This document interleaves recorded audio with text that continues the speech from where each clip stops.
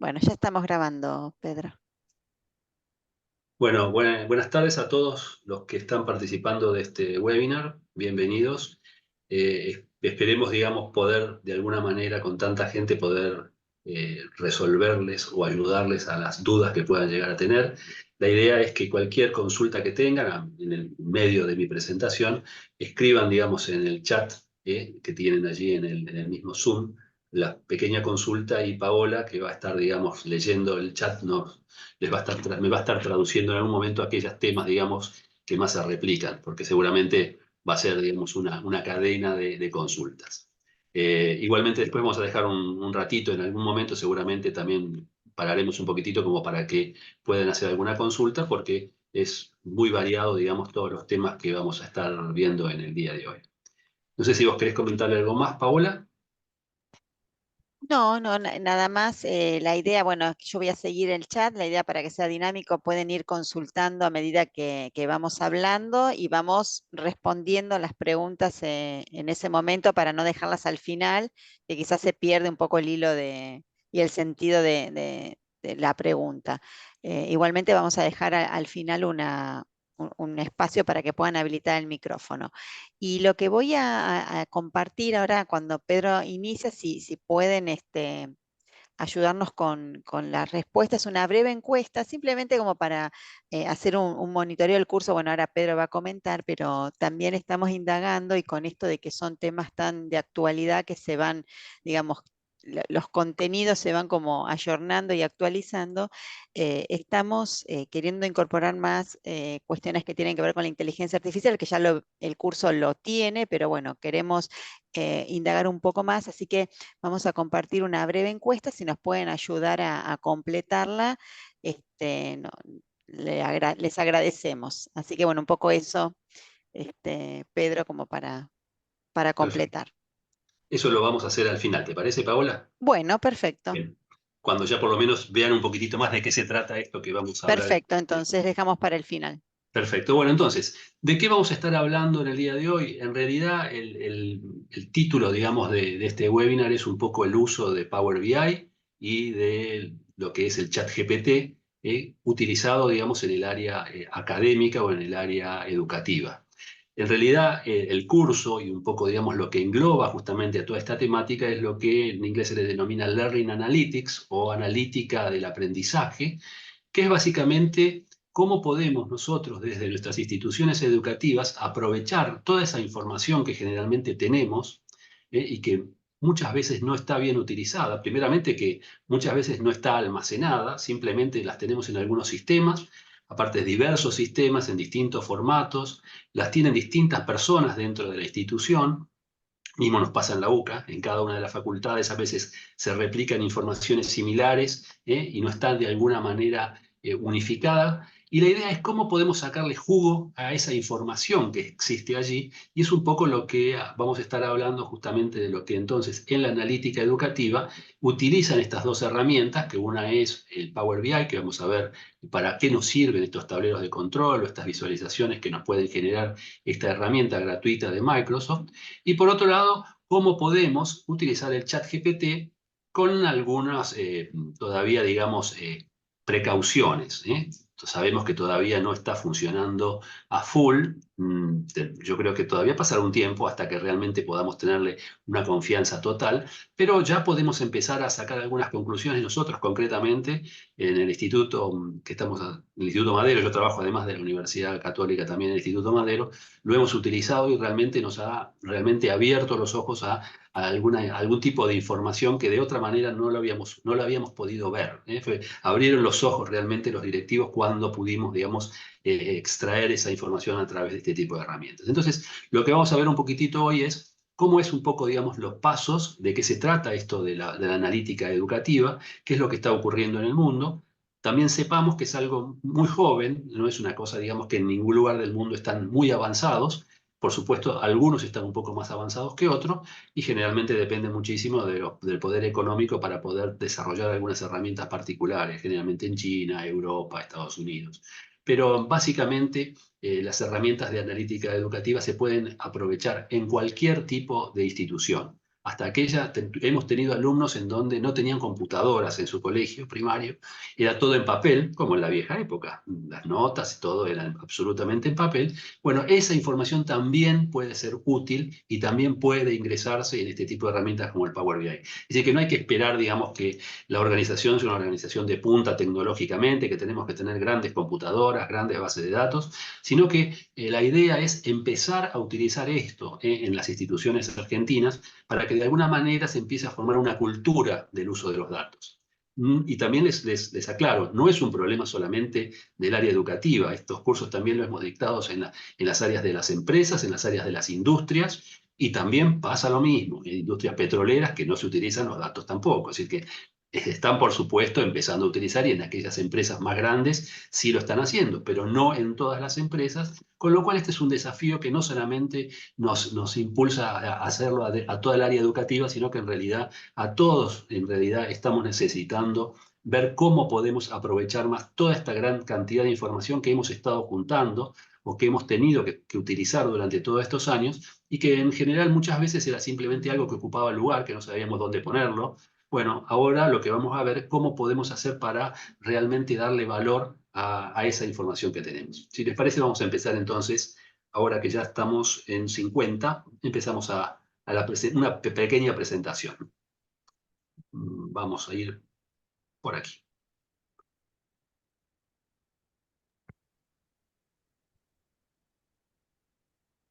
Primera pregunta que siempre les hago es Se si ve están perfecto, se ve en perfecto.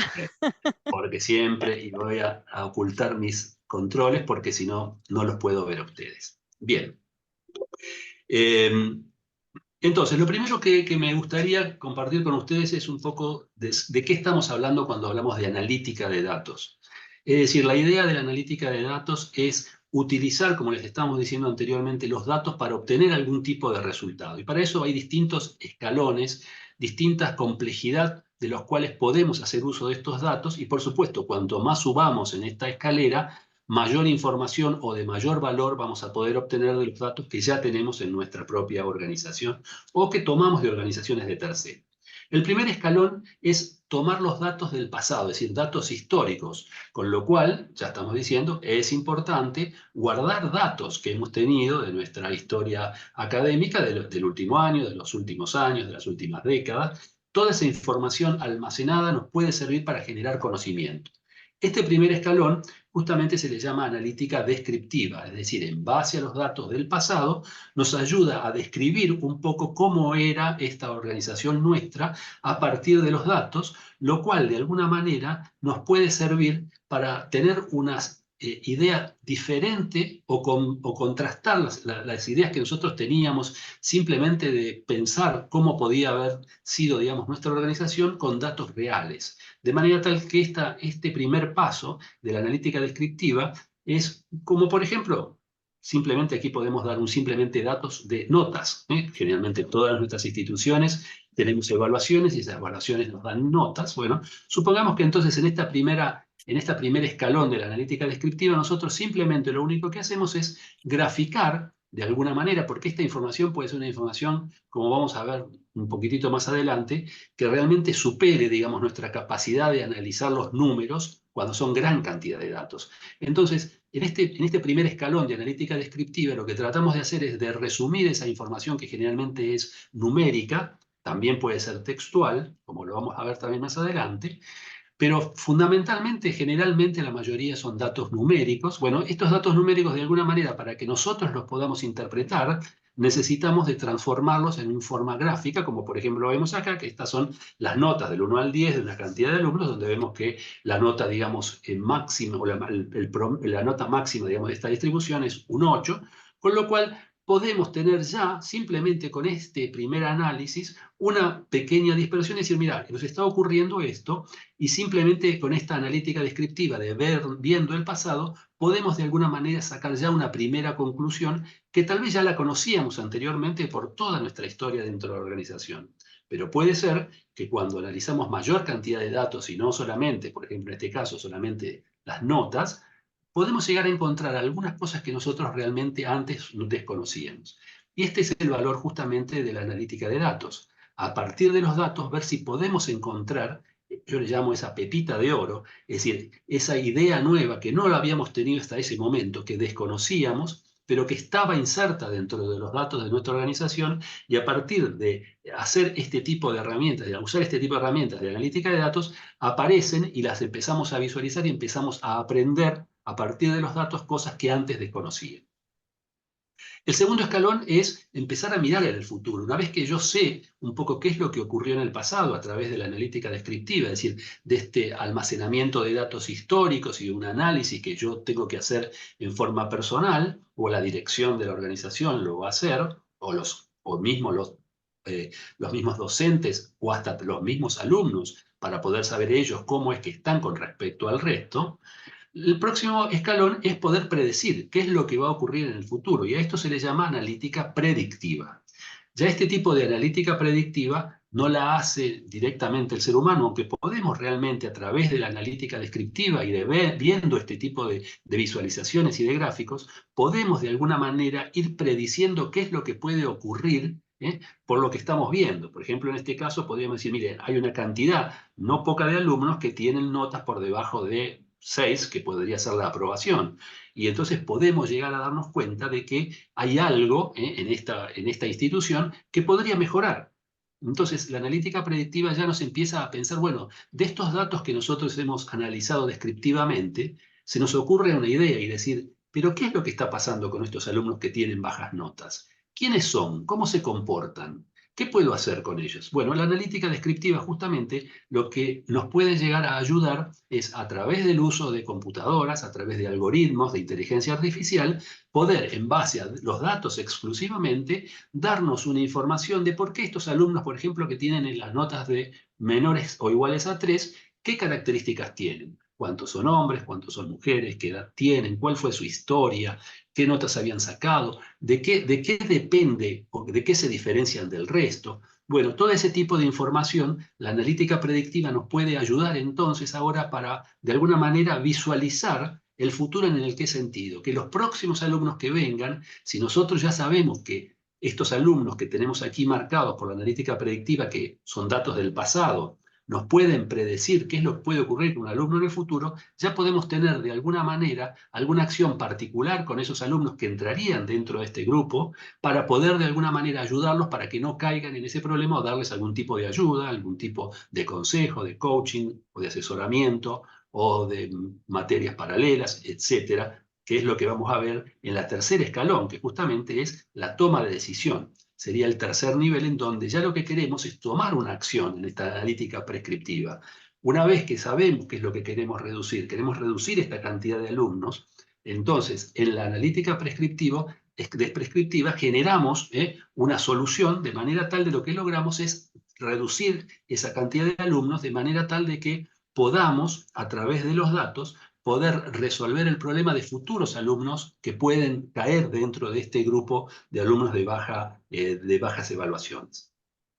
Es decir, que entonces un poco la analítica de datos lo que nos hace es seguir este tipo de escalones, que algunos son más complejos, como los de la analítica predictiva, y los de la analítica prescriptiva requieren también del ser humano de que piense cuáles son las soluciones. En este sentido, no hay ningún algoritmo matemático ni ninguna inteligencia artificial, todavía por lo menos, que nos diga cuál es la solución. ¿Cómo puedo hacer yo para que, una vez que haya determinado cuáles son los alumnos con bajas notas, qué es lo que tengo que hacer para que no las tengan?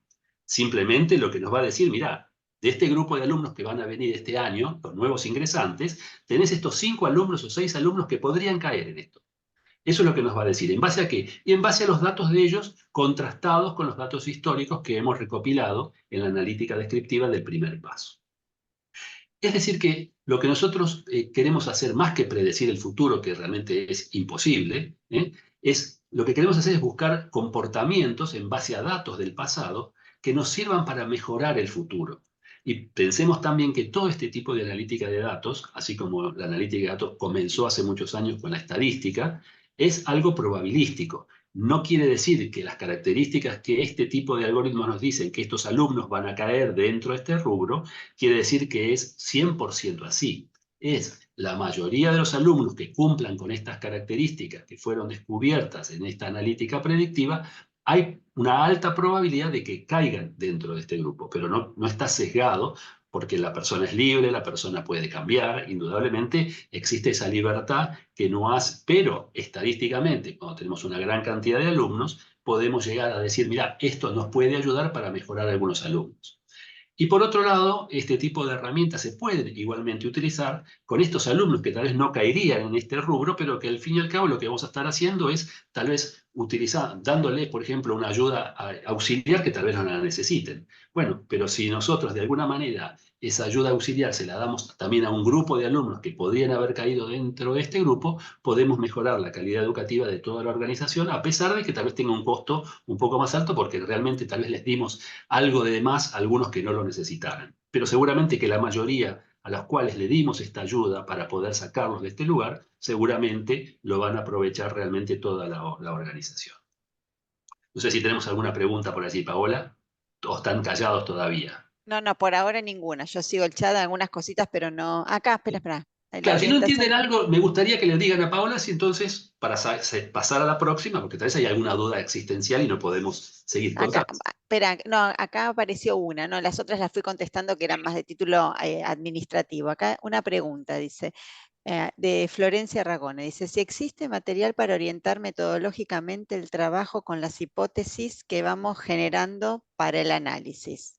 Sobre todo porque temo que se encuentren irregularidades, pero que no sean precisamente las causas de lo que sucede. Sí, lo vamos a ver. Es decir, indudablemente mucho de lo que vamos a estudiar en analítica de datos es prueba y error. Prueba y error. Tenemos que ir mirando, tenemos que ir analizando.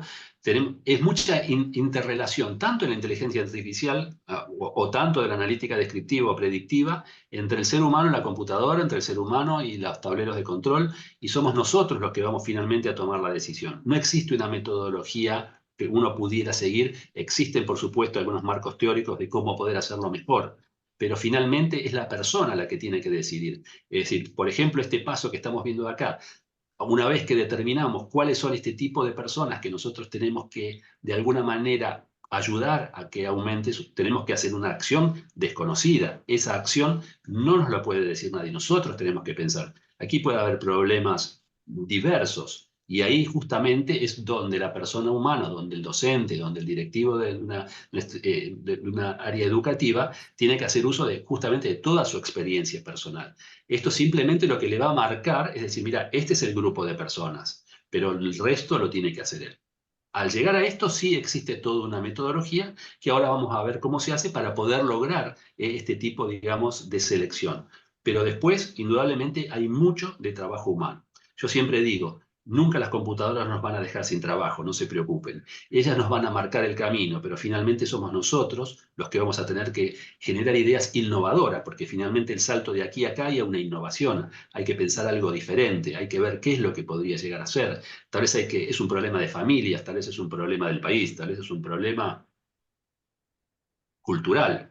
Es decir, no es tan fácil tampoco, por más que hayamos detectado esto, poder llegar a lograr esta solución. Con lo cual, esto es simplemente una ayuda que tenemos que tal vez en este momento estamos ciegos. Es decir, no sabemos realmente por qué. Es decir, tal vez en este caso, esta es la problemática en este caso es, tenemos un grupo de alumnos que están ingresando el nuevo año y no sabemos realmente cuántos de todos ellos van a finalizar.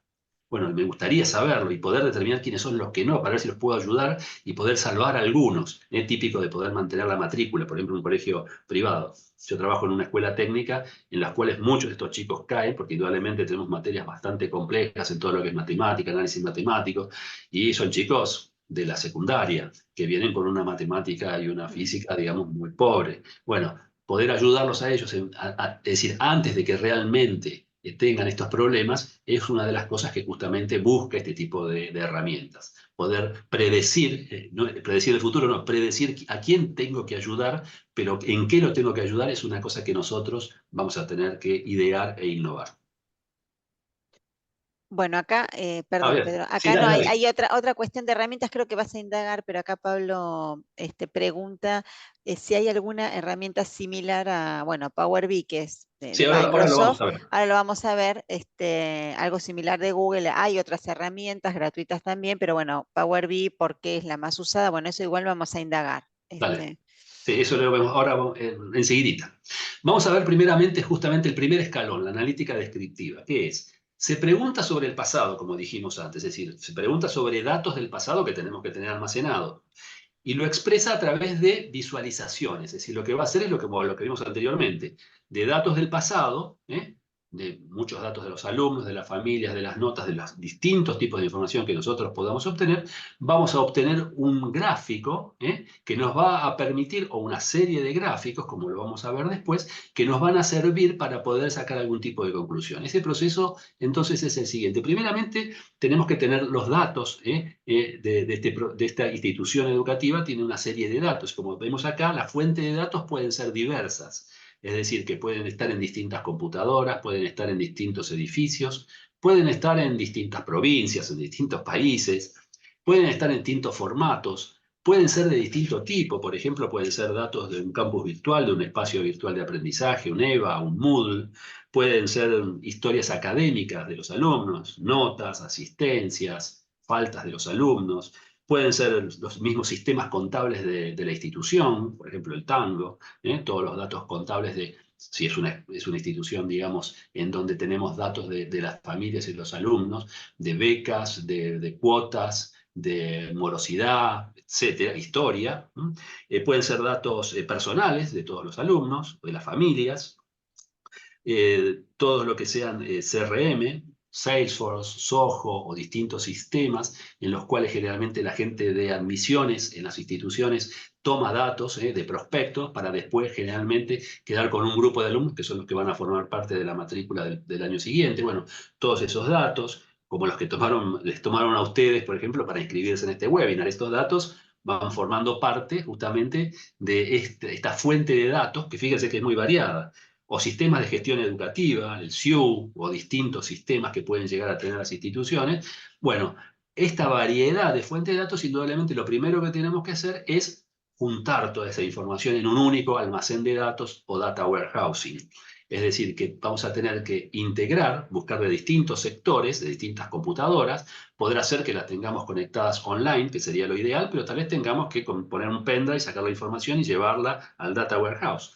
O trasladarla de un lado a otro, o copiarla o subirla a la nube. Generalmente este almacén de datos es un almacén que junta toda esta información para después poder ser utilizada.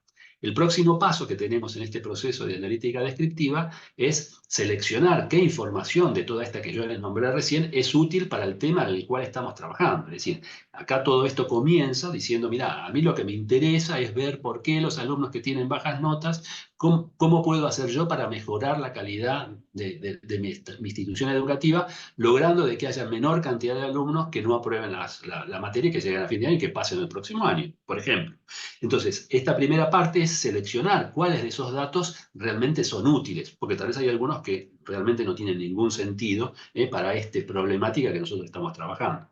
Y posteriormente hay que hacer una limpieza y transformación porque generalmente estos datos son datos que no están completos, los datos a veces están cargados por personas diferentes que pueden cargar los datos de distinta forma, alguno con mayúscula, otro con minúscula, uno lo hace en fechas en inglés, otro le pone el mes, otro pone mes y año, variedades de estos datos y esta problemática también es un problema que generalmente todo este sector es un sector de la gente de sistemas, como ustedes verán hasta ahora. Simplemente es un manejo de datos. Solamente lo que estamos tratando de hacer en esta primera etapa es lograr tener unos datos seleccionados limpios y preparados como si fueran una planilla de Excel, completas todas las celdas, con toda la información que a nosotros nos interesa para después, posteriormente, justamente llegar a la etapa de la visualización, en la cual nosotros lo que vamos a tratar de hacer es de alguna manera, estos datos, que son una gran cantidad de datos, que pueden llegar a ser, no sé, 20, 30 columnas por 300, 400 alumnos,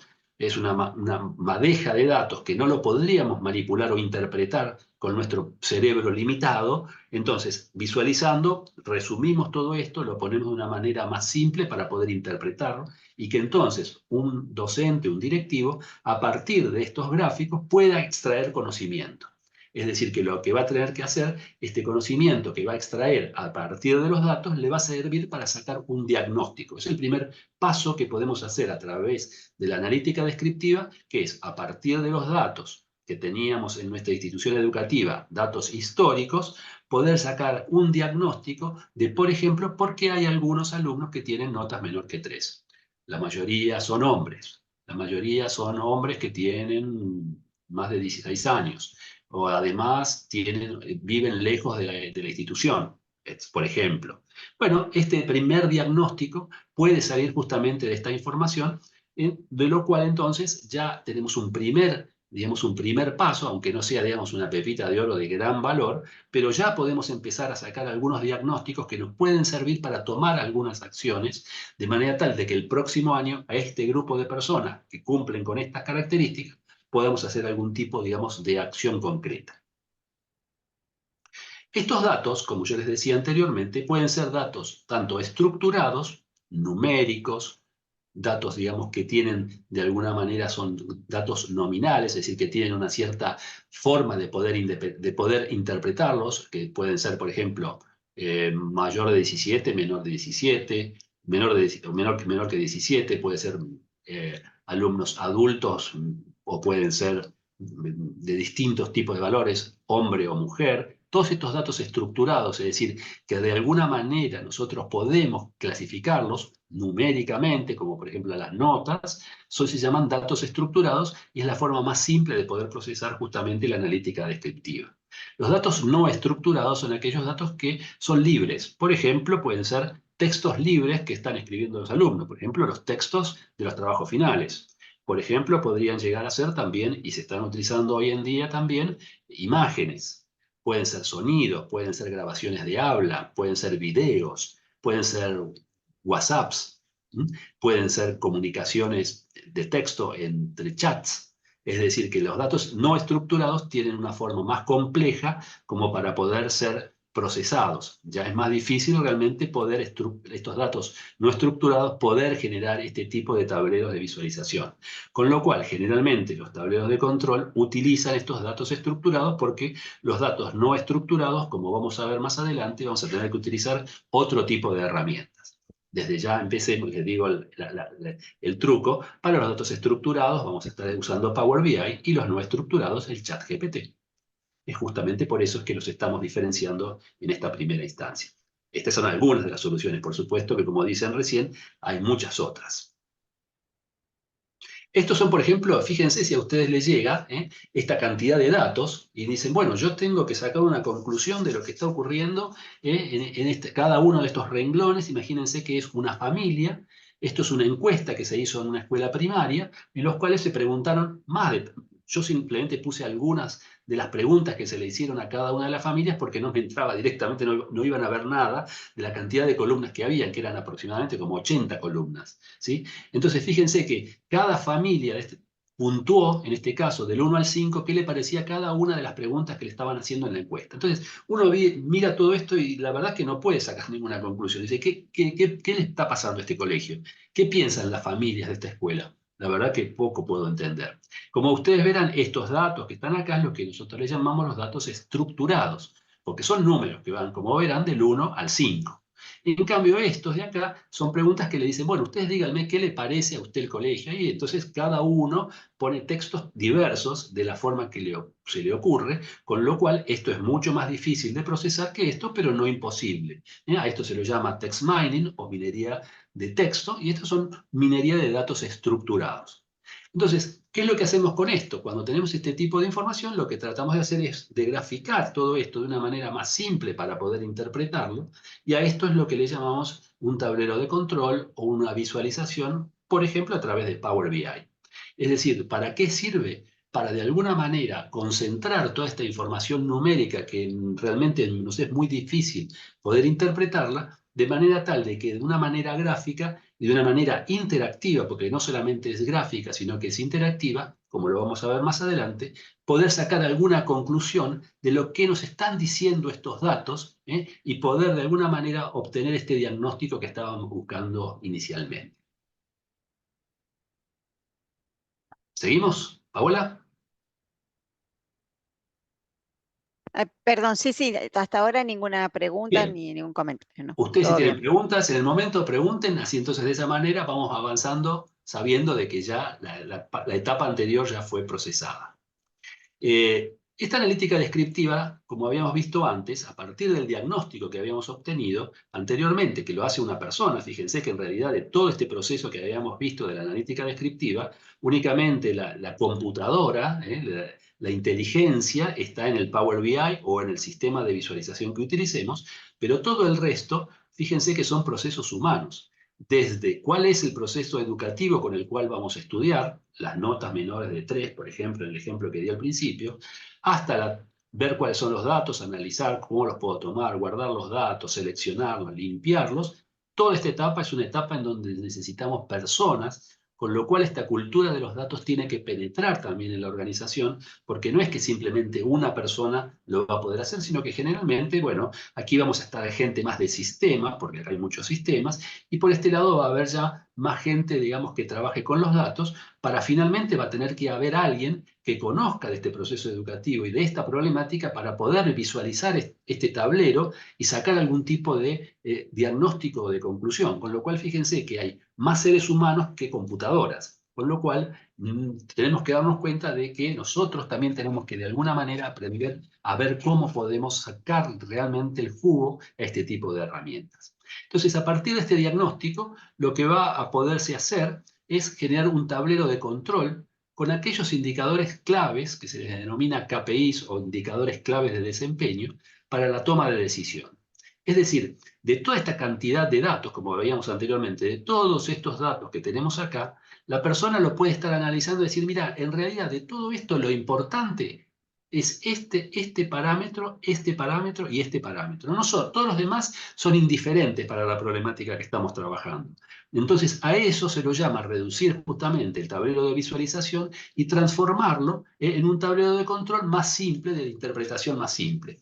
Porque también, a pesar de que la visualización nos ayuda y nos mejora esto, de visualizar todo esto, y tampoco esto es fácil de comprender. En cambio, si yo solamente tengo que estar mirando 3 variables, que son las 3 variables más importantes que tengo que ver de un alumno futuro que va a ingresar a la institución para saber si va a caer dentro del grupo de los que van a sacar menos de 3, es mucho más simple que tener que estar mirando muchísima cantidad de variables. Por eso que entonces es importante que estos indicadores clave uno los tiene que indudablemente analizar en función de la pregunta y la problemática que inicialmente se hizo.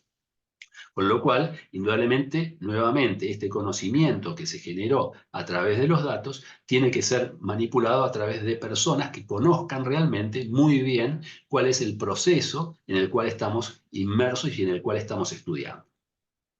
Fíjense que hasta ahora todavía no tomamos ninguna acción, simplemente estuvimos viendo los datos, los graficamos, los reducimos en información para poder obtener un tablero de control reducido y a continuación lo que vamos a querer hacer entonces es tomar una acción.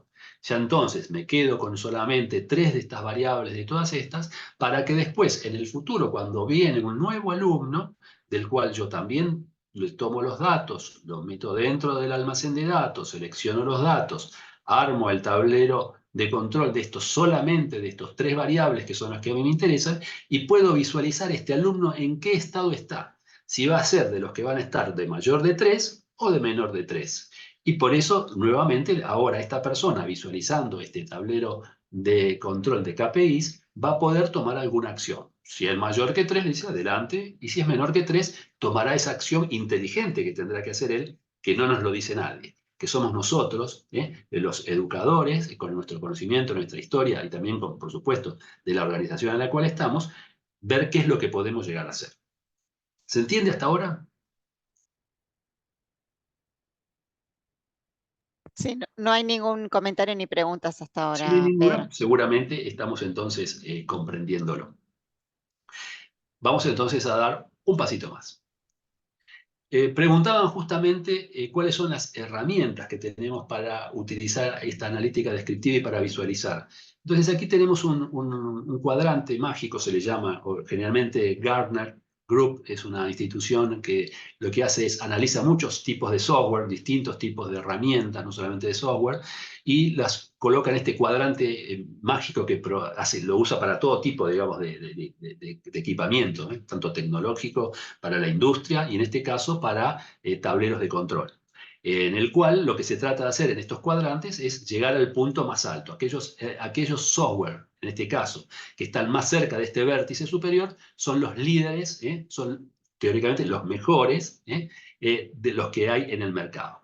Estos que están aquí en este cuadrante se les llama visionarios, quiere decir que tienen la visión, pero todavía les falta. Estos que están aquí son justamente los competidores de los líderes, son los que seguramente próximamente podrán pasar a ser líderes, y estos otros se los llama de nicho, es decir, que son buenos en algunas herramientas, en algún campo, pero no en todos los campos que son necesarios. Como vemos dentro de los líderes para el Gartner Group, el más importante o el más líder es justamente el Power BI. Por eso es que nosotros también lo elegimos para utilizarlo dentro de este curso. El que le sigue es Salesforce, que es o antes se llamaba Tableau, ¿sí? Eh, este Salesforce o Tableau también es muy bueno y es muy conocido y es tan bueno como el Power BI. Las ventajas que tiene el Power BI, y por eso nosotros lo utilizamos desde el punto de vista académico, es que además de tener un formato gratuito, es decir, lo pueden usar los alumnos libremente, también Salesforce tiene su parte gratuita, lo que tiene bueno el Power BI es que como es muy complejo realmente llegar a hacer grandes tableros de control muy sofisticados, hacer simples tableros de control es muy simple. Todos nuestros alumnos terminan armando los tableros de control de su propia organización, y cuando tienen alguna duda de cómo poder realizarlo, lo que tiene de bueno Power BI es que tienen un montón. En Google uno puede llegar a buscar realmente en un pequeño webinar o en un pequeño, digamos, spot de 3 minutos, de 2 minutos, alguna consulta que uno tiene y que desconoce cómo hacer en Power BI, y hay alguien en el mundo español, que esa es otra de las ventajas, que nos dice cómo hacerlo. Es decir, yo quiero calcular el promedio de los últimos años, pero no quiero tener en cuenta el año 13. Ah, ¿cómo se puede hacer? Si eso uno lo escribe en Power BI, hay alguien que seguramente hizo un pequeño, digamos, explicativo de cómo se tiene que hacer, un pequeño videíto, y entonces uno de esa manera es muy fácil de poder ir avanzando con esta herramienta sin necesidad de tener que hacer un gran curso de, por ejemplo, que yo, Coder House, uno puede hacer un curso que puede durar 4 meses para poder utilizar Power BI. Y es como el Excel, uno tampoco lo usa a full, uno utiliza generalmente las herramientas más básicas. Y además, esa es la otra ventaja. Power BI es de Microsoft. Excel es de Microsoft. ¿Qué es Power BI? Es la continuación de Excel. Vamos a ser sinceros, es eso. Es un poco más que Excel. Excel es muy bueno manejando tablas, manejando datos, pero es muy difícil poder llegar a hacer gráficos y gráficos interactivos.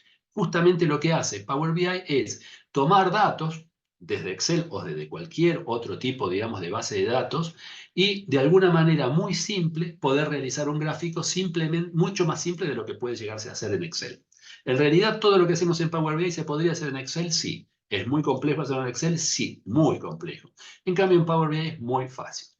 Como verán entonces, dentro de los líderes tenemos a Power BI, al Salesforce, a Tableau, como se lo conoce el software, que es de Salesforce, y ClickView o Click. Estos son los tres que en este momento. Pero hay muchos más, fíjense, Google está aquí, los japoneses de Alibaba Cloud están aquí, MicroStrategy también son conocidos, SAP, Oracle, nombres con IBM, bueno, los de SaaS no los conocen, Amazon Web Services.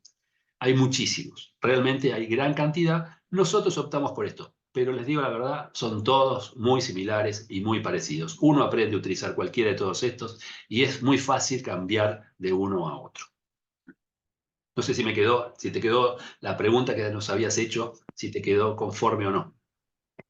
Sí, acá agregaba si había algo, alguna herramienta de Google. En lo personal yo no conozco Sí, ninguna sí, acá hay una. hay Sí, sí. una, ¿cuál es? ¿Y cuál es? Ah, no, no, Es Google. sí, sí, es una de Ah, Google. Google, acá dice Google Locker, dice Ezequiel. ¿Puede ser? Sí, Locker es. Ah, perfecto. entonces, vuelvo a repetir, son todas similares. No se van a ver que, y hay muchas más. Estas son las que Gartner colocó en Bien. el tablero. Hay miles, les puedo asegurar que hay miles, porque hay algunas muy específicas también, para datos muy específicos que son más fácil de tomar tal vez los datos de algún lugar y poder procesar, y ya tienen previsto cómo presentar ese tipo de información. Pero bueno, este Soho, por ejemplo, nosotros lo utilizamos a Soho como un CRM. Yo no, la verdad que no sabía que lo tenía como un visualizador o como un tablero de control y lo usamos a través de Power BI. Los datos de Soho nosotros los llevamos a Power BI y lo utilizamos acá. Pero todos estos son interrelacionados unos con otros. Existen nomenclaturas de información de datos que se pueden transmitir de uno a otro. Por eso es que justamente lo que decíamos acá, estas fuentes de datos son diferentes, pero ya está estandarizado. Generalmente estas fuentes de datos tienen un formato que las pueden leer prácticamente todo tipo, digamos, de sistemas, como lo hace Power BI. Y ahora después les voy a mostrar la cantidad de alternativas que tiene para tomar datos, y los demás también hacen exactamente lo mismo. Alguno más, alguno menos, alguno más simple, alguno menos simple. Uno lo hace en la nube, otros son más rápidos, otros necesitan más computadora. Algunos son más baratos, otros son más caros, etcétera. Esas son todas las variedades que existen. ¿Cuáles son entonces los distintos tableros de control que podemos hacer con este tipo de herramientas como Power BI o cualquiera de las que vimos recién allí? El primero es el tablero operativo. El tablero operativo, de alguna manera, es un tablero más simple, en donde permite hacer un seguimiento diario, es decir, que está más orientado al docente, no a la alta dirección o la dirección, digamos, de la institución, para conocer el estado de situación de un sector o de un grupo de alumnos, de una cátedra, para tomar medidas a tiempo correctivas rápidamente. Este es uno de estos dashboards. Otra de las cosas que me acuerdo que nos habían dicho en alguno de los cursos, por qué se llaman tableros de control, que no les gustaba la palabra control de los alumnos. ¿Cómo voy a controlar a los alumnos? O tablero de mando, ¿cómo les voy a mandar? Son palabras que realmente impusimos nosotros en español. En realidad en inglés se llaman dashboard. Es decir, que en realidad ellos el nombre que le pusieron es pizarrón. Es un pizarrón, que hacen dibujos.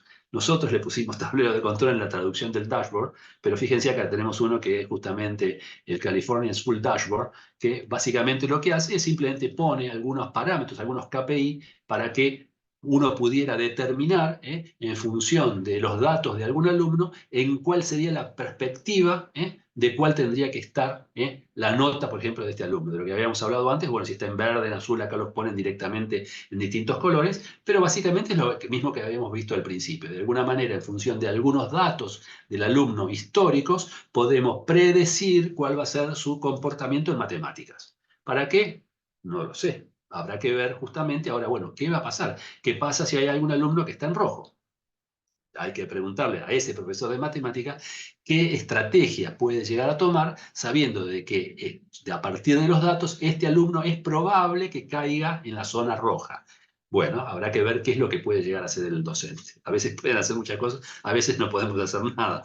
Más nos pasa a nosotros en ingeniería, generalmente los primeros años, cuando nos vienen los alumnos de la escuela secundaria, tenemos que dar análisis matemático y realmente nos es muy difícil. Bueno, pero ahí está justamente el desafío personal. No nos van a solucionar todos los tableros ni de datos, ni los datos, ni los tableros de control, ni la inteligencia artificial. No somos nosotros los que tenemos que poner nuestra mente en juego, para ver qué solución le podemos dar a este tipo de respuestas que nos dan los datos. El otro son tableros, que se les denomina tableros estratégicos, que en realidad son empleados generalmente por los directivos de la institución y que sirve para supervisar el estado de los KPI de su área, es decir, para ver cómo está funcionando su sector, de manera tal de poder ir comparando y decir, bueno, a ver, si yo el año pasado, este KPI, esta variable estaba en 5 y lo ideal es que esté en 6, ¿cuánto está hoy? Si está entre 5 y 6, digo, vamos bien. Si está menor que 5, digo, atención, luz roja, un poco lo mismo que este tipo de tableros. Me dice, mira, tenemos que empezar a tomar algún tipo de acción porque acá se nos está el barco, de alguna manera se nos está alejando de lo que para nosotros era lo óptimo. Así que este tablero estratégico generalmente maneja variables de toda la organización, no solamente tal vez de un único alumno o de una única familia, sino de toda la organización, para saber realmente a ver bien cómo está, cómo son las evaluaciones frente al ministerio, cómo la cantidad de alumnos, la cantidad de ingresos, la cantidad de costos, distintas variables que tal vez son más importantes a nivel estratégico. Y por último tenemos el tablero que yo le denomino, o se le denomina, tablero analítico. El tablero analítico ya no trabaja con los KPI, ya no es que se hizo un estudio previamente de cuáles son las variables más importantes, sino que es un tablero que agrupa, digamos, todas las variables que a nosotros nos interesa de una problemática concreta y nos sirve para investigar, es decir, para investigar tendencias, para predecir resultados, para descubrir ideas, para generar nuevas ideas. Es decir, es una ayuda en realidad de investigación para decir, bueno, a ver, ¿qué nos está pasando? ¿Qué es cómo se están comportando? Es decir, a partir de esta cantidad de datos nosotros podemos ver, por ejemplo, estos son un tablero de estudiantes de una escuela portuguesa, determinar, a ver qué características tienen los alumnos que tienen menos notas, que tienen más notas, de qué depende, dependen del sexo, depende de la familia. Fíjense que a cada uno de los alumnos que ingresa al colegio se hace una encuesta inicialmente para conocer justamente el estado, digamos, socioeconómico de su familia. ¿Depende eso? ¿No depende? ¿Qué puedo llegar a hacer? Es decir, que este tablero analítico es un tablero dinámico, que lo que nos sirve es para generarnos nuevas ideas y poder de alguna manera poder tomar decisiones mejores que antes solamente la tomábamos simplemente por impulso, por historia, porque siempre se hizo así, porque nunca hicimos nada y los que vienen, vienen y gracias que pueden venir. Bueno, de esta manera este tablero analítico nos puede ayudar justamente para hacer algo más. Es decir, que si nosotros tratamos de utilizar los datos para mejorar la toma de decisión, vamos a analizar un poquitito cómo hacemos para tomar decisión frente a un evento sin en necesidad de tener ningún tipo de datos. Cualquier persona para tomar este tipo de decisiones lo que utiliza es su intuición, su suposición, la tradición de la escuela, siempre se hizo así, mi experiencia particular como docente, yo sé que generalmente pasa esto. También tengo en cuenta mis propios valores o los valores de la institución y en función de todo eso, en función de un evento, tomo una acción, realizo una acción. Fíjense que todos estos datos son datos que no están soportados por datos. Justamente lo que estamos tratando de decir que el uso de datos nos puede ayudar a mejorar esta toma de decisión. ¿Y cómo lo hacemos? Bueno, si nosotros además de utilizar todos estos datos que son importantes, esta experiencia, esta intuición, esta persona que toma decisiones y que lo ha tomado durante mucho tiempo y además la institución está funcionando, está viva, quiere decir que no lo hizo mal, pero lo podría hacer mejor, estos datos tal vez nos pueden llegar a ayudar. ¿Qué es lo que hacemos? Generamos una visualización, para lo cual después elegimos, según la problemática que nosotros estamos estudiando, a la que se está refiriendo este evento, al cual queremos o necesitamos tomar una decisión, encontramos cuáles son estas variables críticas justamente y vemos que hay algunas, que no son todas las que habíamos inicialmente analizado en el tablero de visualización, sino que el tablero de control es mucho más chico. Y finalmente de aquí entonces armamos nuestro tablero de control para de alguna manera sumarle evidencia, soporte empírico, un análisis en función de realmente de datos reales a la toma de decisión que nosotros tenemos que hacer. Es decir, que la toma de decisión que vamos a realizar ahora va a ser mejor, porque no solamente tenemos nuestra intuición, sino que también tenemos el resultado de la evidencia de los datos históricos que nos hemos almacenado, que puede ser que corroboren lo que nosotros pensamos, pero muchas veces puede ser que nos digan, mirá, ojo, ten en cuenta que esta variable vos nunca la tuviste en cuenta y hay que tenerla en cuenta y tal vez es importante. Bueno, este tipo de uso de los datos es el que nos ayuda a tomar una mejor decisión en estas decisiones que nosotros tenemos y los tableros de control y los Power BI en este caso son los que nos ayudan a hacerlo. A esto entonces es lo que nosotros le llamamos analítica descriptiva. Fíjense que hasta acá estamos llegando al primer escalón. Este primer escalón entonces nos ayuda a tomar una decisión en base a datos, el cual nos da evidencia nueva o evidencia que ya conocíamos. Una nos sirve para pensar cosas nuevas, nuevas ideas, nuevos factores que no hemos tenido en cuenta, y la otra para corroborar aquello que nosotros ya por experiencia, por tradición, por intuición, teníamos. Y de esa manera esta toma de decisión puede ser más acertada que simplemente tomarla sin la información de los datos. Por supuesto que otra forma de mejorar la toma de decisiones es hacerlo en equipo.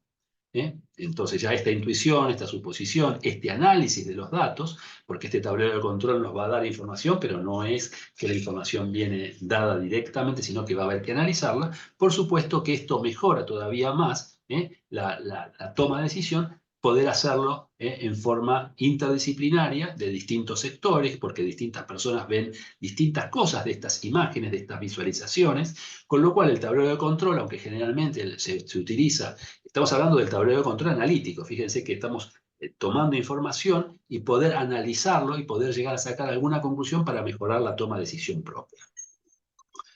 Vamos a ver entonces, por ejemplo, un ejemplo de tablero de control.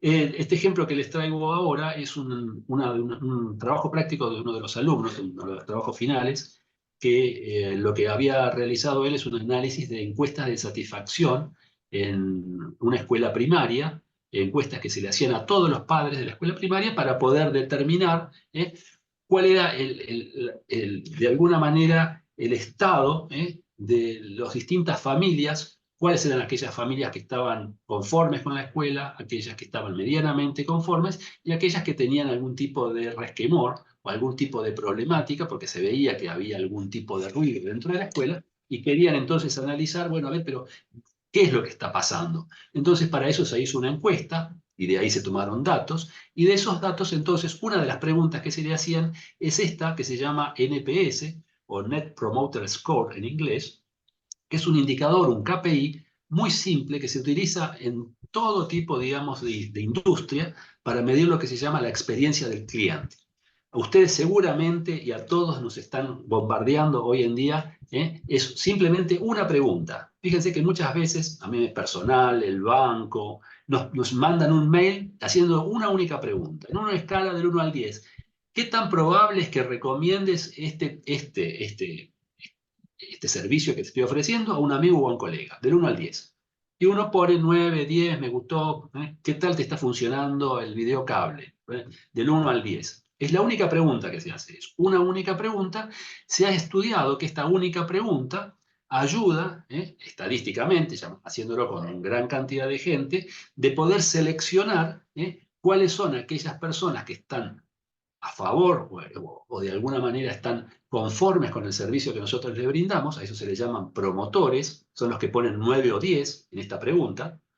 Hay un grupo que son neutros, que no están ni muy, muy, ni tan, tan, que son aquellos que ponen entre 7 y 8, y están los detractores, que fíjense que son desde el 1 al 6, con lo cual es un número bastante amplio, y a eso se los denomina detractores.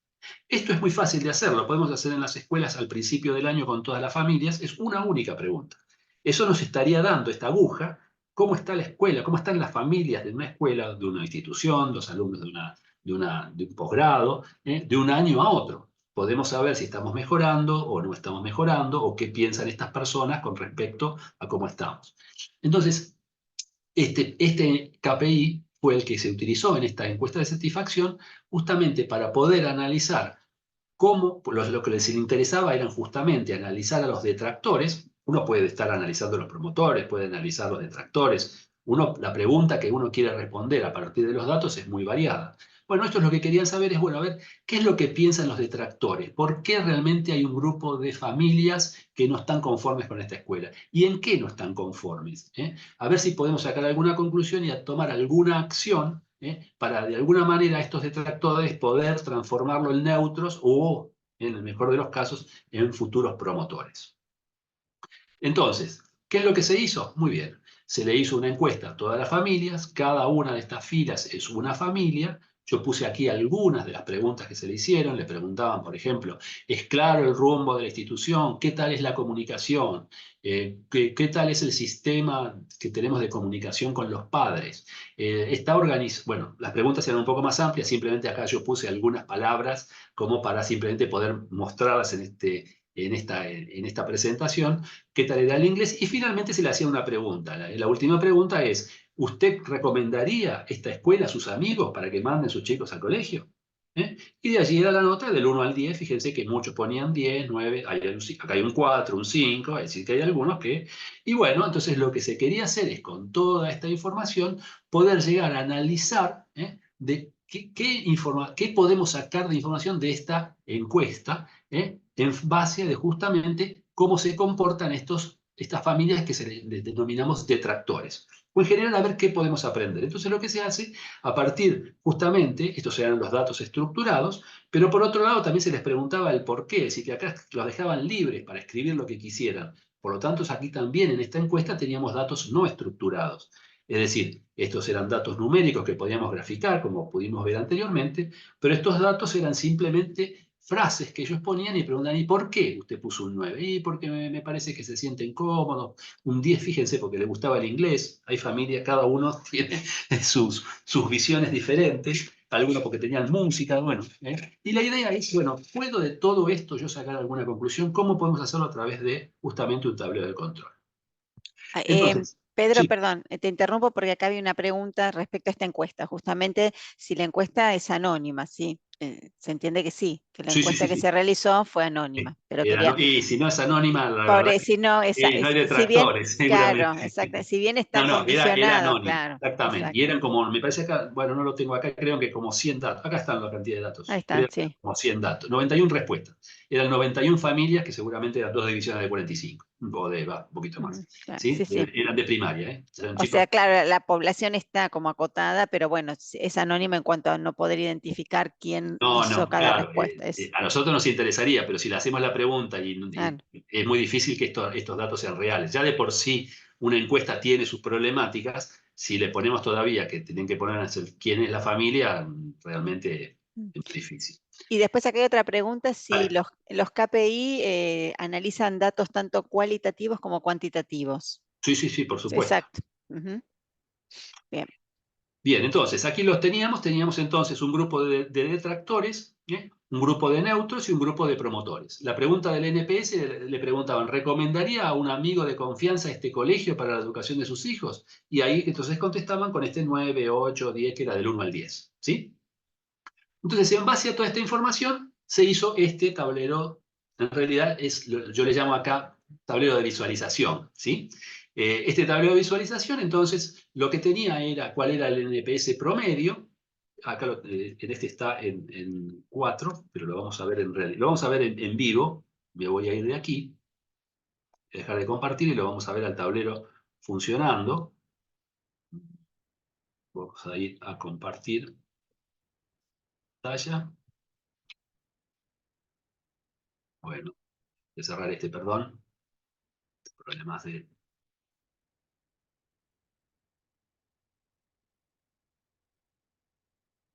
Bien, ahora sí.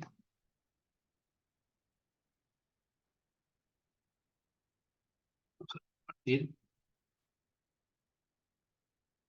Y ahora sí estamos viendo el Power BI de verdad. Sí, ¿Sí? ahí se está viendo bien.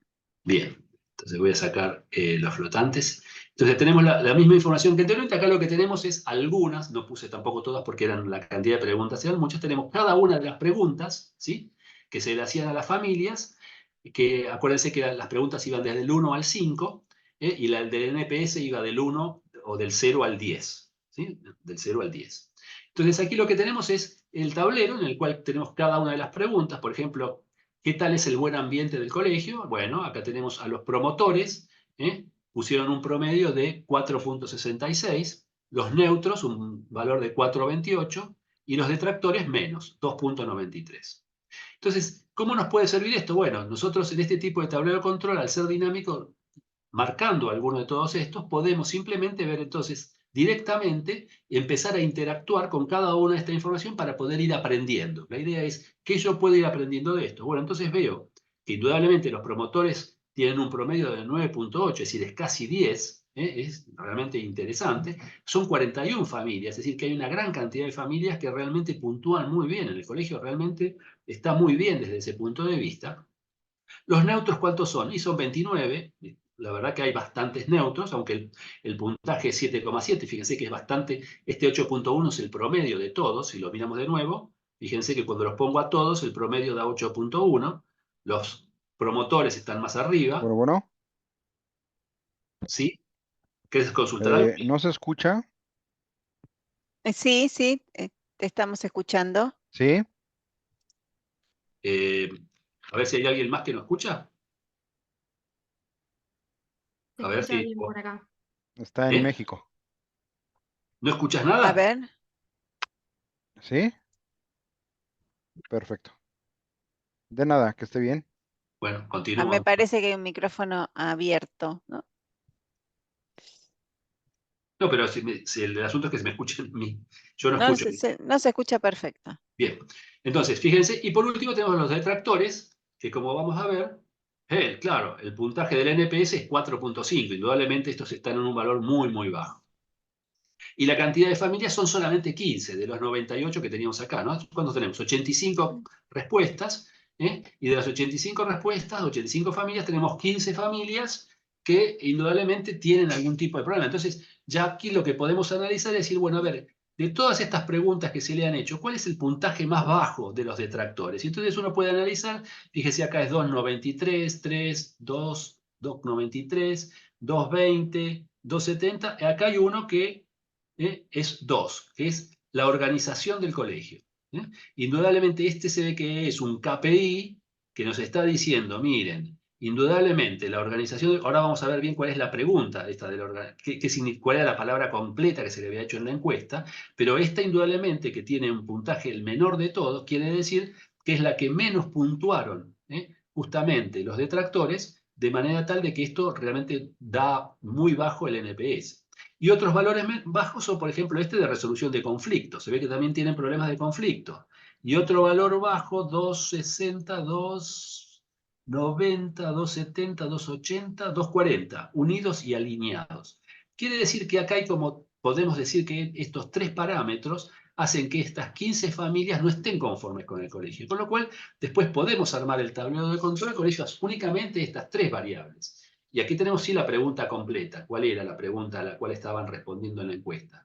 Le preguntaban, ¿el colegio está bien organizado? Y estos indudablemente, aunque la media puso 3,9, estos pusieron un valor menor. ¿Sí? Los directivos y docentes demuestran solvencia para la resolución de conflictos, también son justamente las que están más alejados de la media. Y por último, familia y colegio están unidos y alineados en la misión de educar a sus hijos. A pesar de que este número es más alto, se ve que todo el resto de las familias lo consideran como una fortaleza del colegio. También a estos también, pero siempre están por debajo. Con lo cual, entonces, hemos aprendido algo, decimos, mirá, realmente de esta encuesta lo que podemos sacar de conclusión es que los detractores tienen este problemática. ¿Cuál es realmente el problema? Y no lo tenemos más claro, pero ya sabemos que hay algún problema, se ve que para ellos es su punto de vista, un problema de organización, un problema de conflicto, puede ser que sus hijos realmente sean conflictivos. Entonces, tal vez en el colegio ellos no están muy conformes. Y por otro lado, consideran de que se ve que acá hay algún tipo de problemas entre la familia y el colegio para este grupo. Es como que tal vez es un grupo dentro del colegio que se siente, no lo sé, hay que estar metido ahí adentro.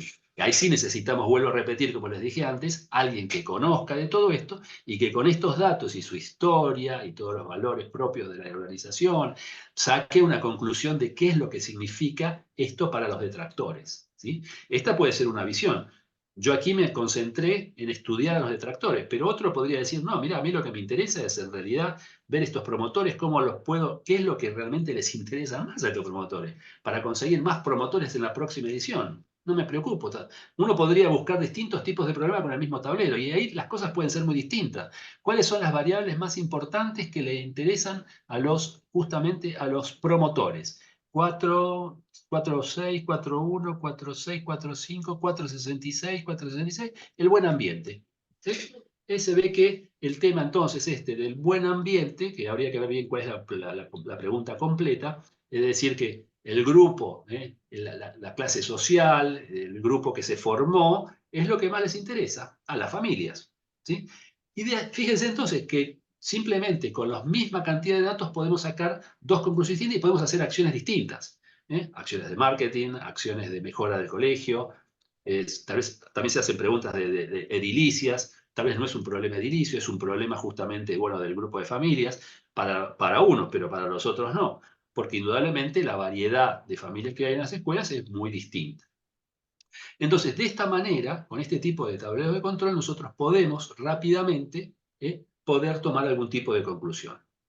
Lo que les quería mostrar era la facilidad que tiene Power BI para hacer este tipo de gráficos, que es lo último que vamos a ver de Power BI. Si nosotros, acá, ahora sí estoy abriendo el Power BI y yo supóngase que este gráfico lo quiero cambiar y en vez de graficar la libertad responsable, quiero graficar el futuro que tienen los alumnos, lo puedo hacer simplemente tomando el promedio de todos ellos, y puedo cambiar el gráfico si yo no lo quiero ver así, lo quiero ver de otra forma o lo quiero ver en una forma simplemente de gráfico. A ver, que no lo estoy viendo aquí. Vamos a ver aquí. Tenemos un solo punto, con lo cual no tenemos ningún dato para graficar así, lo podemos ver de otra forma. Fíjense que es muy simple y muy fácil y uno lo puede realmente manipular de una manera muy simple para poder colocarlo y verlo de la manera que uno realmente lo quiera. y además uno puede agregarle algunos otros, por ejemplo, qué sé yo, puedo agregarle datos, entonces puedo armar un gráfico que ya ahora no solamente me está dando los valores de una variable, sino las realiza en función de distintos tipos de variables. Es decir, que la forma de trabajar este sistema de Power BI es muy simple como para poder realizar, y es una justamente de las ventajas que se tiene con este tipo de herramientas para poder graficar. ¿Sí? Pedro, acá Sí. hay bueno, una pregunta previa que consultan la carga de estos datos, porque vos estás mostrando la visualización de datos previamente ya cargados. Si se Exacto. puede ver Aquí si se puede ver algún ejemplo de cómo es esa los carga, datos, acá que está, es fíjense que estos una datos tabla son, Excel. esta es la misma tab, no es Excel en realidad. La Es que se una genera tabla que no, tiene el pero Power BI, como exacto. saben, es igual que una tabla Excel, que va para abajo, para arriba, la misma Excel que habíamos visto anteriormente, está aquí. ¿Cómo se hace para cargarlas? Es muy simple. Uno simplemente lo que dice es obtener datos, supóngase directamente, acá vamos a verlo para que lo veamos lo que habíamos hablado anteriormente. Si yo le digo, quiero obtener datos, ¿de dónde? Fíjense, lo puedo traer de un libro de Excel, de un texto CSV. Este es un formato que tienen todo tipo de herramienta que trabaja con datos. Se pueden guardar los datos en este formato que se llama CSV. Pero también lo puede guardar en XML, en JSON, de una carpeta, de un PDF, de Parquet, de SharePoint, de SQL Server, de una base de datos Access. Y fíjense que yo puse acá, miren todo lo que hay. Lo puedo traer de distintos, de Azure, de un Zoho, de una CRM, puedo traerlo de distintos lugares, de distintas bases de datos, de distintos formatos, y de todo eso al fin y al cabo cae aquí y queda simplemente como estos datos que tenemos aquí. Es decir, que es como que todo, aunque sea cualquier tipo de formato, lo guarda como si fuera, entre comillas, un formato Excel. Y una vez que uno tiene en formato Excel, le aparecen aquí los datos y uno puede realizar gráficos de todos estos datos de la manera simplemente agarrando cada uno de estos y poniendo uno en función del otro. Y así de simple uno va armando los gráficos que después puede ser interactivos, porque uno después los puede hacer que interactúen unos con otros. Es decir, directamente, como vimos antes, si yo toco una variable, esa variable después se ve reflejada en todo el resto del tablero. Es decir, yo aquí toqué una variable y puedo analizar, che, ¿qué es lo que pasa con esta? No, no sé lo que dice porque sumé cualquier variable, ¿sí? Acá tendríamos que haber puesto el NPS, que no, bueno, directivos. Ah, porque puse a la fe católica, bien. Entonces, por ejemplo, los directivos. Y aquí voy a poner el NPS. Son los promotores. Tengo otra vez los promotores. Puedo llegar a verlos de una forma. Cada vez que yo genero este tipo de información, después dinámicamente puedo empezar a tocarlos y a moverlos para poder sacar esas conclusiones de las que habíamos hablado anteriormente. Es decir, que esta es la ventaja que tienen justamente este tipo de herramientas como los tableros de control para hacer tableros analíticos, que es esto lo que estamos haciendo acá, tratar de sacar información de los datos en forma gráfica, tocando y viendo y analizando y utilizando, por supuesto, la inteligencia humana. Acá fíjense que lo único que está haciendo la computadora es graficar esos datos que tenemos en distintos formatos en este formato de gráficos o tablero. Bien. Continuamos entonces. Y aquí estamos de nuevo. Voy a volar esto. Bueno, acá se los dejaba por si ustedes lo quieren ver, pero bueno, no nos va a dar el tiempo. ¿Qué pasa con los datos no estructurados? Entonces, claro, si yo solamente trabajo con los datos estructurados y puedo armar tableros de control con los datos no estructurados, lo único que yo podría hacer es, por ejemplo, una de las herramientas que existe para analizar texto, que es lo que tenemos en este caso, es cargar en el mensaje del chat GPT justamente todas las respuestas estas no estructuradas. Primero las cargo, es decir, le doy al chat. El chat GPT básicamente lo que hace es una herramienta que en base a una gran cantidad de datos tomados de Internet, desarrolló un modelo para poder leer, interpretar los modelos de lenguaje, de los distintos modelos de lenguaje que nosotros utilizamos a diario. Es decir, que básicamente lo que nos va a permitir es poder analizar texto. Fundamentalmente lo que hace es análisis de texto. ¿Y en base a qué? En base a ese estudio. Pero yo acá no quiero que me analice el texto que él había visto en Internet, sino que yo quiero que esos datos que él había visto en Internet, que generó justamente su herramienta de inteligencia artificial para poder interpretar texto, ahora yo lo alimento con texto y le doy justamente todas las respuestas que nos habían dado los padres. Y a continuación le pregunto, ¿cuáles son las principales respuestas de esta encuesta realizada en un colegio primario de padres? Es decir, yo le doy los datos para que él después lo analice, que analice desde manera textual, de manera de modelos de lenguaje, cada una de todas estas frases que fueron poniendo los padres y que vaya encontrando patrones comunes para que de alguna manera, cosa que a mí me es muy complejo poder interpretar, porque tendría que estar separando cada una de las frases, cada una de las palabras, saber si es positivo o negativo lo que me están diciendo, para poder analizarlo es bastante complejo hacerlo manualmente. El ChatGPT rápidamente lo que nos puede decir es, mire, basándome en las afirmaciones proporcionadas, parece que estas expresan opiniones positivas y aspectos apreciados por los padres sobre la institución educativa. Algunos de los puntos claves son atención personalizada, ambiente positivo, innovación pedagógica, desarrollo personal, libertad responsable y buena comunicación. Esta pregunta se la hacían solamente a los promotores en la encuesta, por eso es que son solamente opiniones positivas. Si se lo hubieran hecho a todos y nos hubieran dado, el ChatGPT nos hubiera separado opiniones positivas y opiniones negativas. Entonces fíjense qué poderío que puede llegar a tener el ChatGPT como para poder hacer un análisis de texto no estructurado, cosa que manualmente o visualizando, y más si tenemos mucha cantidad de datos, realmente se nos hace muy difícil o casi imposible. Tendríamos que utilizar algún otro tipo de herramientas que se utilizaban anteriormente para hacer lo que se llama mining test o text mining o minería de textos, pero el ChatGPT lo hace y lo hace muy bien desde ese punto de vista de análisis de texto. Ahora le pregunté, ¿y cuáles son las que más aparecen? Entonces ahora ya me puse en decir, bueno, ya que me dijiste que estos eran todos los temas que los padres habían comentado, yo quiero saber cuáles son las más importantes, porque a ver, me interesan cuáles son las opiniones positivas más importantes.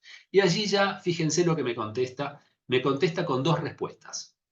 Ya empieza a tener dualidad, ¿sí? Y me dice, ¿qué respuesta prefieres? Aquí ya entonces el ChatGPT empieza a patinar. Es muy bueno analizando texto, pero cuando uno le pide que analice temas numéricos, matemáticos o estadísticos, como en este caso, cuál es la máxima, es decir, le estoy diciendo cuál es la más probable o cuál es la frase que aparece más veces, no lo sabe hacer bien. Tiene bastantes problemas. Si uno a ChatGPT le pone varias frases y le dice, ¿cuántas frases te puse? Se equivoca, y se equivoca fuertemente. Es decir, que en ese sentido no es bueno, pero sí, él, fíjense, acá lo que me está proponiendo son dos alternativas. Él me está diciendo la atención personalizada y acá también, acá el ambiente positivo, en cambio acá la innovación pedagógica aparece acá. Bueno, puedo sacar alguna conclusión, pero no me puedo casar y decir, mira, lo más importante de todas estas frases, la que aparece con mayor frecuencia es la atención personalizada, no. Aquí tenemos que tener un poco de cuidado porque todavía no se ha afinado o todavía realmente nadie ha pensado utilizar el ChatGPT para hacer estudios estadísticos. Porque realmente sería muy bueno poder preguntarle, bueno, ¿qué es lo más importante para los padres promotores? La misma pregunta que nosotros nos quisimos hacer antes. ¿O qué tendría que hacer yo? Sería buenísimo poder preguntarle al ChatGPT, ¿qué tengo que hacer yo con estos padres detractores para que no se vayan del colegio? Bueno, todas esas preguntas todavía no las responde, pero muchas de todas estas, fíjense que ahora lo podemos aprovechar entonces colocando nosotros los datos y haciéndole consultas sobre los datos y no ya sobre los datos que tiene guardados el ChatGPT. Esta es una ventaja que tiene de poder entonces poder procesar en forma automática y rápida, porque esto es lo único bueno que tiene, es que es muy rápido, de procesar rápidamente esta información no estructurada, que después la vamos a tener que filtrar con nuestra propia experiencia y poder analizar realmente cuáles de estas, por ejemplo, dos alternativas que nos está dando, es la que mejor nos cabe o qué conclusión podemos sacar de todas estas, tal vez quedándonos con lo más probable de las dos.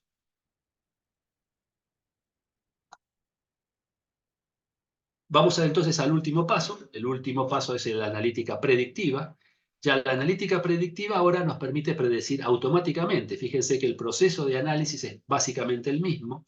La diferencia es que ahora ya aquí no vamos a tener un tablero de control para que nosotros miremos, sino que va a generar un algoritmo, y estas son las herramientas justamente de inteligencia artificial o de machine learning o de aprendizaje automático, que en base a los datos, así como nosotros armábamos tablero de control para mirar, este nos arma un algoritmo y ese algoritmo va a quedar, digamos, guardado dentro de una computadora, con lo cual el conocimiento está allí adentro. Con lo cual la persona lo que va a poder hacer es consultar este conocimiento para sacar un diagnóstico, preguntándole directamente a este algoritmo qué es lo que obtuvo en función de los datos que nosotros le ingresamos.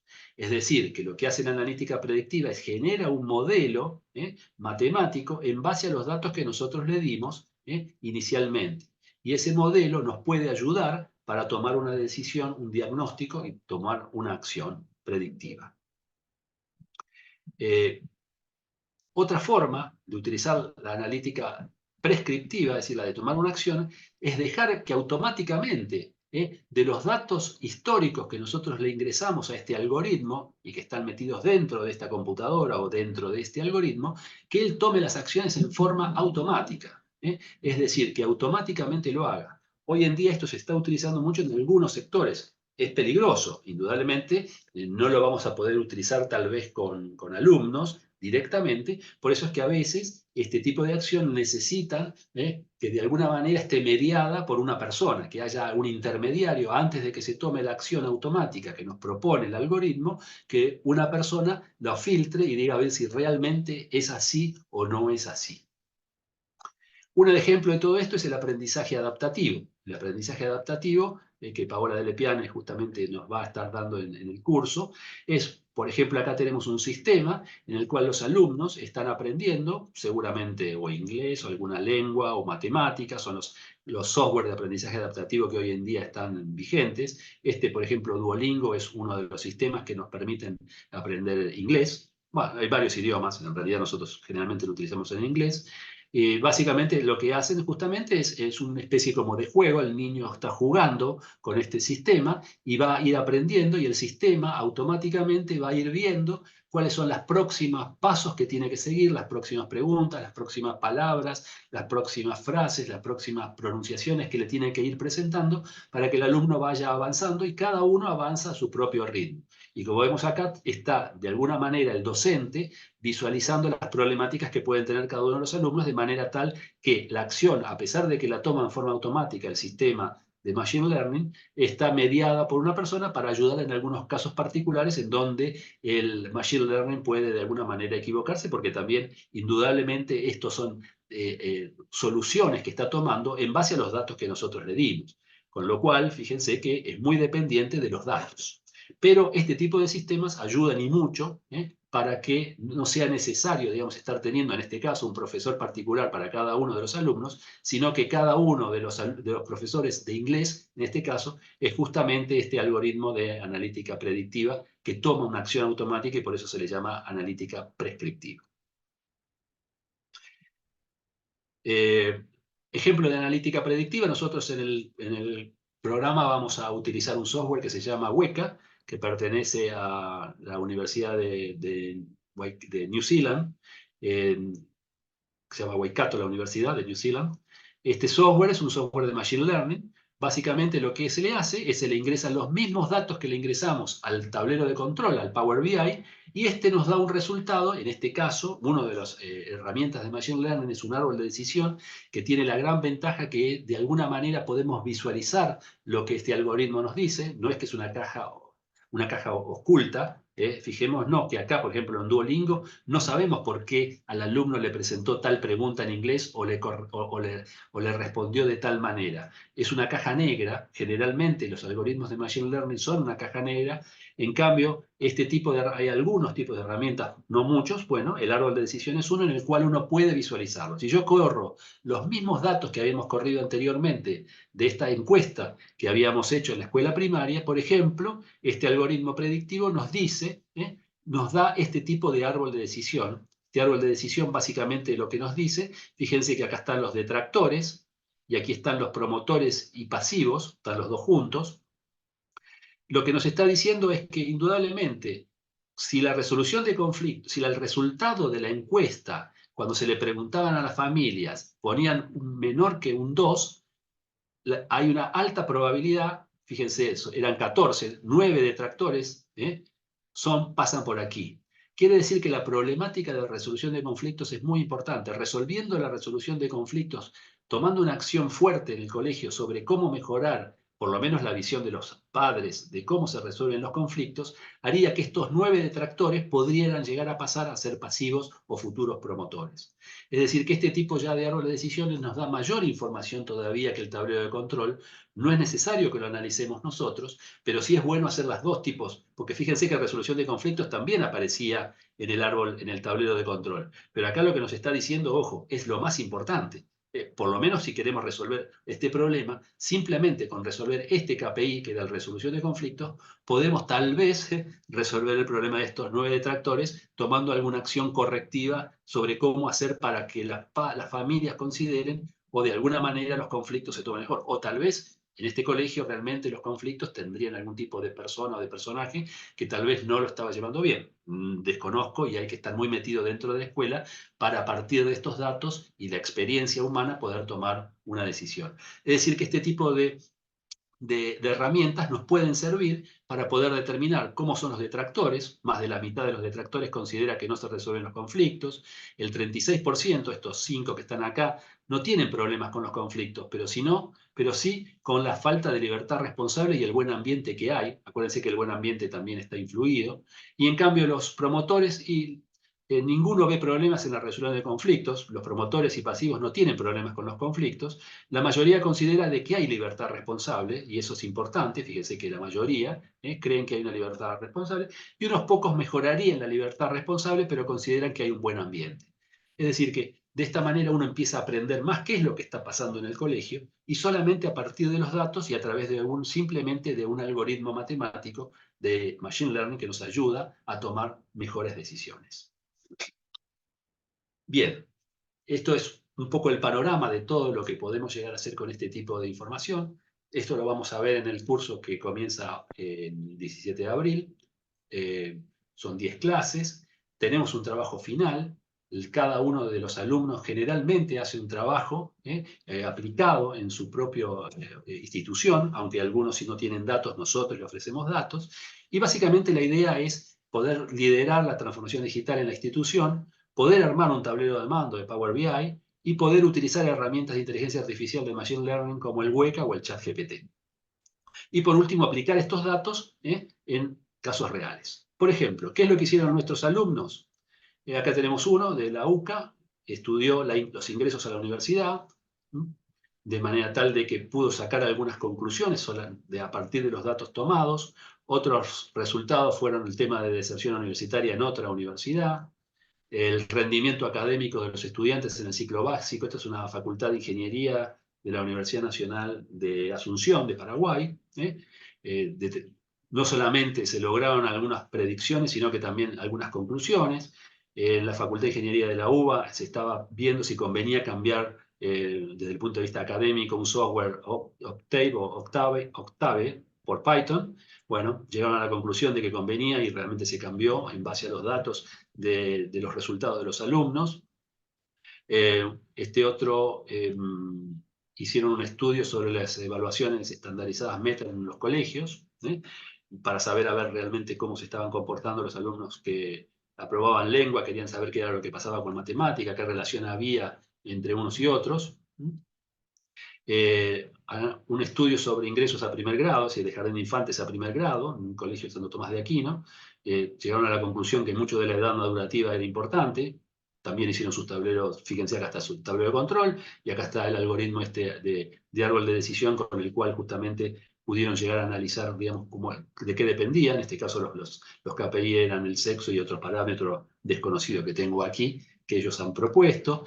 Egresos de alumnos, en el Colegio Los Robles, querían saber, bueno, cómo podían hacer para lograr mayor egreso de los alumnos, las calificaciones del curso de cómo podían hacer para mejorar justamente, o qué problemas tenían aquellos alumnos que no llegaban a mejorar en este curso de estructuras de datos de la escuela SCORT, y etcétera. Cómo se puede mejorar el rendimiento de matemática en la secundaria. Como verán, las variantes, estos eran alumnos de una licenciatura en nutrición que demoraban muchos años en recibirse, y querían saber qué pasaba con estos alumnos que tardaban 7 años, cuando el promedio era de 5. Bueno, se encontraron algunas cosas como la edad de ingreso, la cantidad de materias desaprobadas, el promedio general, las becas de estudio que obtenían. Fíjense que entonces, con temas muy variados, que eran los que habían incorporado como datos, pudieron llegar a sacar algunas conclusiones y poder de alguna manera mejorar, digamos, la toma de decisión en base a los datos. Bien. Bueno, hemos terminado 1 hora y media. Yo pensé que íbamos a tardar solamente 1 horita. Y bueno, me gustaría, si ustedes quieren hacerme alguna consulta finalmente, estamos aquí para poder resolver alguna o por lo menos que nos puedan llegar a contar algo de lo que les pareció. Bueno, Pedro, yo dejé en el chat el enlace a la encuesta que habíamos comentado al inicio.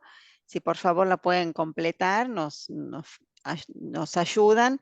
Y también dejé el enlace a la información del curso, ¿sí? Lo que está publicado en la web, con datos más detallados de los temas que se ven a lo largo del curso, coordenadas de inscripción y demás. ¿Alguna pregunta? ¿Algún comentario? Fue un curso acelerado todo lo que se ve en 2 meses, en esas 10 clases, estuvo compactado aquí. Pero no, la idea es que también usemos Víctor quiere decir algo, me parece. ¿quiere decir algo? A ver.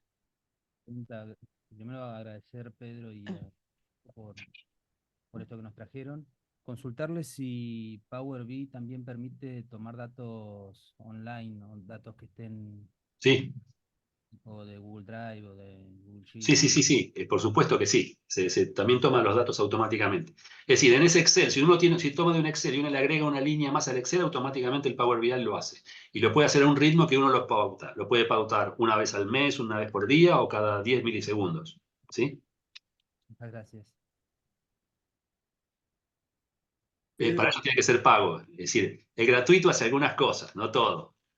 Igual el pago no es muy caro y aparte puede tener toda la organización. Uno creo que, no recuerdo ahora si lo tengo en el curso, no sé si es $90, $100 para tener, digamos, el plus, el premium. Sí, Ezequiel, perdón. Justo empezaste a hablar del tema. Tenía idea de que la versión gratuita no podés compartir de forma dinámica los gráficos. Puede ser, creo que los Sí. puedes como en PDF o no me acuerdo qué formato, los puedes exportar. Sí, como yo tengo como en realidad como institución educativa, nosotros la tenemos, me parece que gratuita. Así que, ojo, como somos todos acá de áreas educativas, yo tengo el de la UCA, me parece que es gratuita, y las educativas me parece que nos lo dan a todos. Así que, si perteneces a una institución educativa, creo que podés acceder, hacer todo lo que yo hice. Pero si no, sí, tenés que pagar, como siempre. Es decir, ahí está el negocio de todo esto, ¿no? ¿Sí? Tanto Salesforce, todo el tablero ese son negocios. Nadie es una ONG. Sí.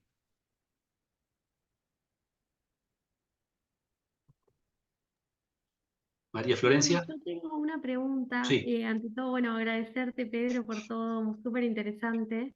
Mi duda es acerca de la seguridad no sé si vos sabrás, y la visualización de datos, porque viste que, por ejemplo, no sé, el OneDrive de la UCA, si se guardan las cosas de determinada forma, por ahí otro usuario puede ver determinados documentos, si no se guardan de determinada manera. Digamos, ¿cuál es el bloqueo de información que tiene Power BI? ¿Cuál es como la No, confidencialidad? los datos, claro, eso que vos Para estás tratar hablando con está datos fuera de anónimos. Power BI. Claro, eso está fuera de Power BI. Esos son los datos.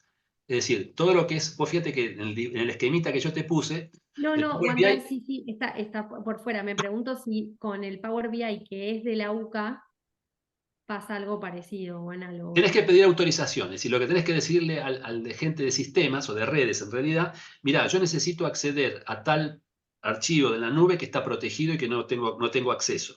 ¿Está bien? No, mi Entonces, duda no es sobre cómo traer sobre OneDrive archivos.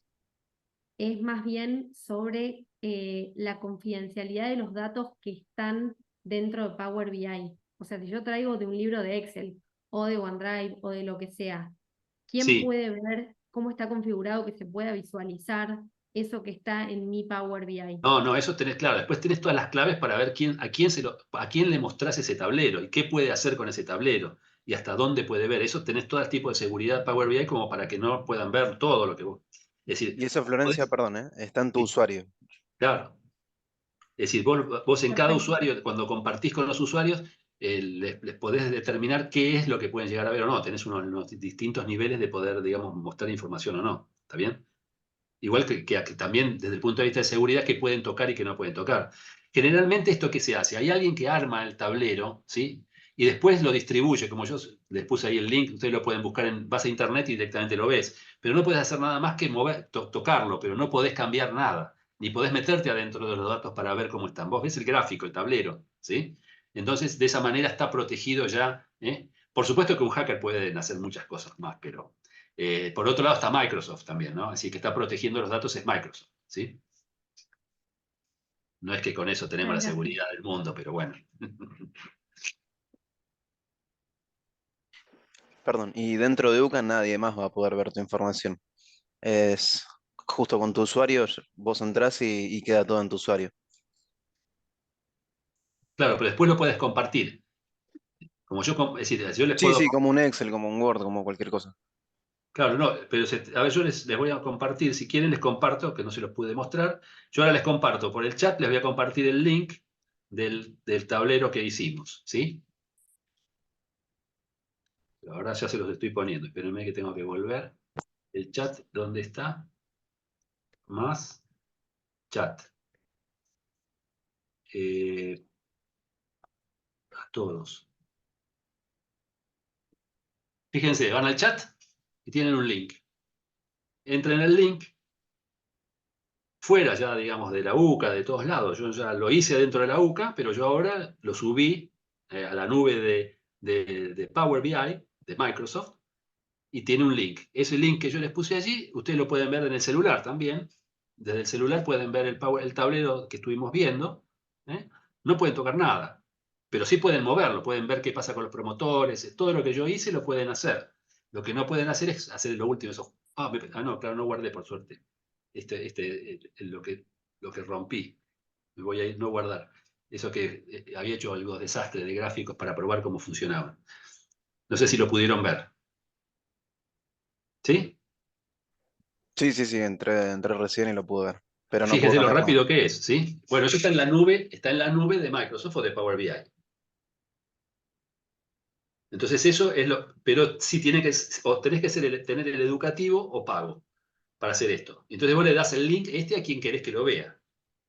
Y si yo lo borro, no van a ver nada. Después yo soy el que administra eso. Si mañana lo borro a ese tablero, ustedes no lo ven más, por supuesto, ¿sí? Entonces, esa es la seguridad que tiene. Esta es la manera de usarlo, porque la idea es dárselo a aquellas personas para que lo analicen, che, a ver qué encontrás, qué te parece, o para decirle, mirá, vos tenés que tener este parámetro. Se puede usar para muchas cosas justamente este tipo de tableros, de acuerdo, digamos, no solamente para los alumnos o las notas, como vimos recién, sino que se pueden llegar a utilizar para cualquier otra cosa en donde tengamos los datos y podamos ver temas administrativos, temas de ingreso, temas de marketing, etcétera, ¿sí?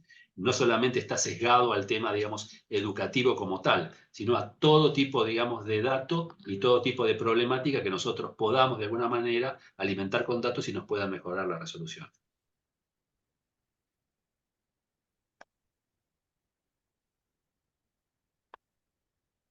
Bueno, si no tienen ninguna otra consulta, los libero. Espero que algunos de ustedes los podamos tener en esta próxima edición. Realmente los que terminan este curso quedan muy contentos porque pueden aprovecharlo más que nada para sacar conclusiones en su propia institución.